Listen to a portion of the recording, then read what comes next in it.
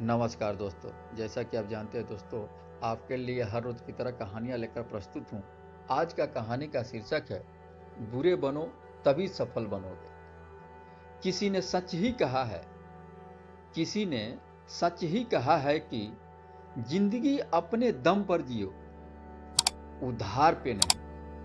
दोस्तों, हम जानते हैं कि बचपन से ही हम सुनते आए हैं कि हमें अच्छा बनना चाहिए और सबकी भलाई करनी चाहिए, क्योंकि अच्छे इंसान की हर जगह कद्र होती है।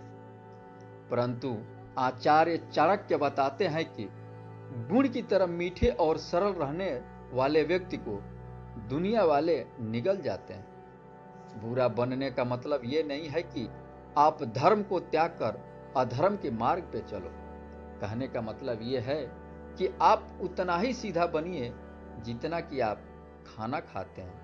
अगर आप इस बात का मतलब समझ गए तो सफल बनने से आपको कोई नहीं रोक सकता है। दोस्तों, आप तो जानते हैं कि सीधे पेड़ जंगल में सबसे पहले काट दिए जाते हैं। जैसे आप जानते हैं दोस्तों, एक ताड़ का वृक्ष होता है, सीधा सा होता है, परंतु उसके छांव के नीचे कोई बैठता नहीं है। इतना आप सीधे भी मत बनिए कि दुनिया आपको दुत्कार दे।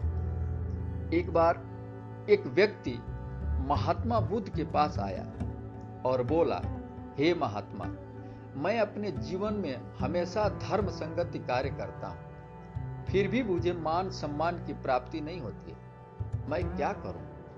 कोई भी काम करता हूं अपने सच्चे मन से, फिर भी मुझे लोग दुत्कारते ही हैं, जैसा कि मैंने कुछ किया ही ना हो। ऐसा मेरे साथ क्यों होता है? महात्मा बुद्ध बोले, जिंदगी में ऐसे कई परिस्थितियां आती है जहां व्यक्ति को बुरा बनना पड़ता है। जैसे अगर कोई दबाना चाहता है तो ऐसे में दबकर जिंदगी नहीं जीना चाहिए, क्योंकि हर इंसान को अपनी जिंदगी खुलकर जीने का अधिकार है। तुम भी अपनी जिंदगी खुलकर बिताओ और यह बात सदैव याद रखना कि इस संसार में सबको आप खुश नहीं रख सकते, इसलिए सबको खुश रखने का प्रयास मत करो।